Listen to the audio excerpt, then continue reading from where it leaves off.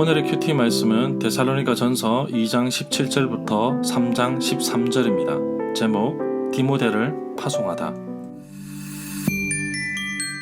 먼저 앞뒤 문맥을 살펴보겠습니다. 바울이 마게도냐 지역에 도착하여 복음을 전할 때 많은 사람들로부터 고난과 위협을 당하였습니다.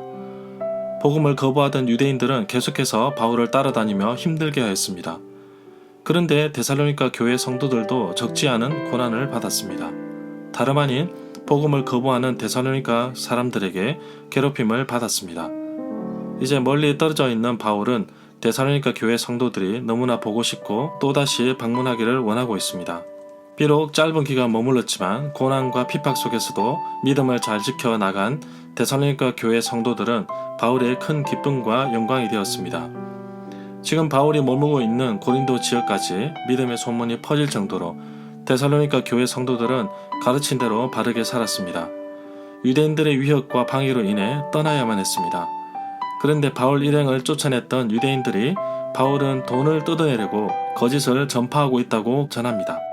만약에 유대인들이 말한 대로 바울이 돈과 명예를 바랬다면 바울은 자신이 가진 권위를 부렸고 또 수많은 살해 위협을 받으면서까지 복음을 전하지 않았을 것입니다.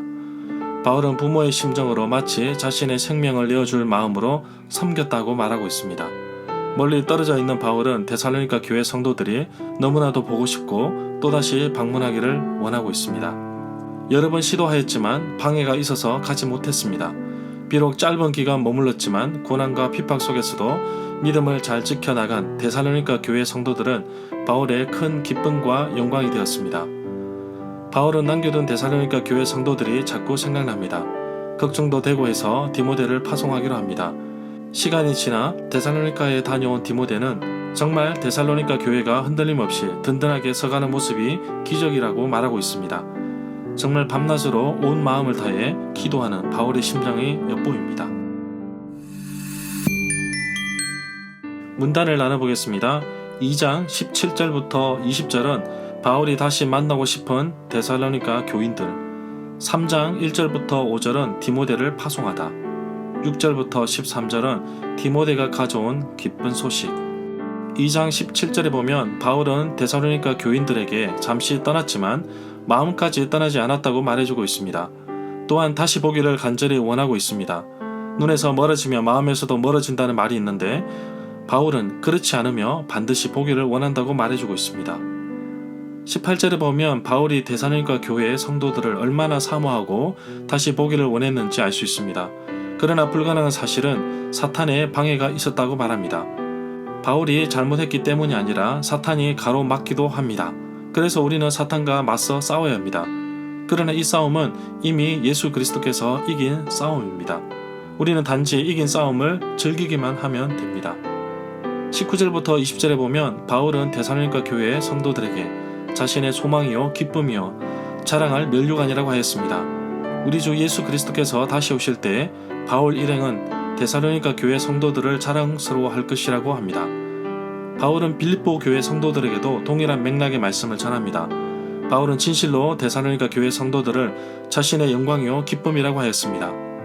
3장 1절에 보면 바울 일행은 그냥 기다리기에는 너무나 힘이 들어서 참다 못하여 당장 가보려고 합니다. 그래서 바울 일행은 아덴에 머물고 있었습니다. 사도행전 17장 15절에 의하면 바울을 인도하는 사람들이 바울을 아덴까지 이끌었고 바울은 자기에게 실라와 디모데를 속히 오라고 이끈 사람들에게 부탁합니다. 이 구절에 의하면 바울은 아덴에 혼자 남아 있습니다. 2절에 보면 바울은 디모데를 데살로니가 교회 성도들에게 보내기로 결정했습니다. 형제 디모데는 바울 자신을 도와 그리스도의 복음을 전하며 하나님을 위해 자신들과 함께 일하고 있다고 고백하고 있습니다. 바울은 고린도후서 1장 1절에서 디모데를 형제라고 표현하였습니다. 이 외에도 바울은 자신이 보낸 편지에서 여러 차례 디모데를 형제라고 표현합니다. 심지어 히브리서 13장 23절에서도 디모데를 형제라고 표현합니다. 바울이 디모데를 데살로니가 교회의 성도들에게 보내는 이유가 2절에 잘 나와 있습니다. 동일한 맥락에서 빌립보서 2장 19절에서도 바울이 디모데를 빌립보에 보내는 이유도 그들의 삶을 파악하고 또 안위를 받으려고 함이라고 밝히고 있습니다. 3절에 보면 문맥으로 볼 때 데살로니가 교회 성도들은 바울의 일행이 당하는 고난에 대해서 알고 있었다는 것이며 디모데를 데살로니가에 보낸 이유 역시 데살로니가 교회 성도들도 고난을 당하고 있다는 사실입니다. 결국 바울은 데살로니가 교회 성도들에게 앞으로 적지 않은 시련과 고난과 환난이 올 것이고 그러한 핍박과 박해를 당할 것이기에 이 사실을 미리 알려주고 각오하도록 가르치고 있다고 보고 있습니다.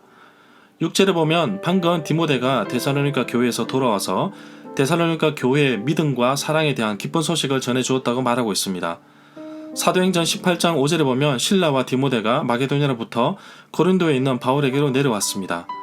6절부터 9절 단락에 보면 바울이 감사의 말을 다시 전하고 간구의 주제를 다루고 있습니다.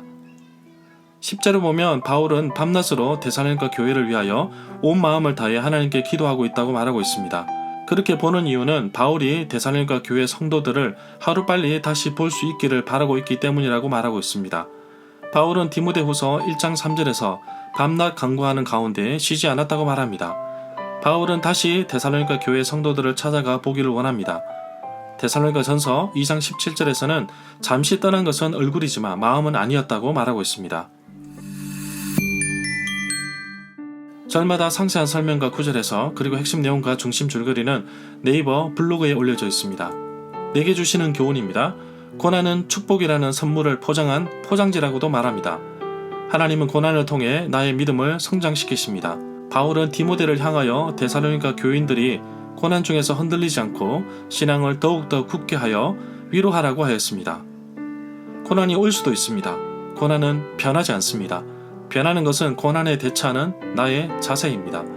하나님은 고난이라는 훈련을 통해 내가 성장하기를 바라고 계십니다. 데살로니가 교인들에게 닥쳐진 고난을 보면 바울은 이미 알고 있었고 또한 말했고 또한 이길 수 있음을 말해주고 있습니다.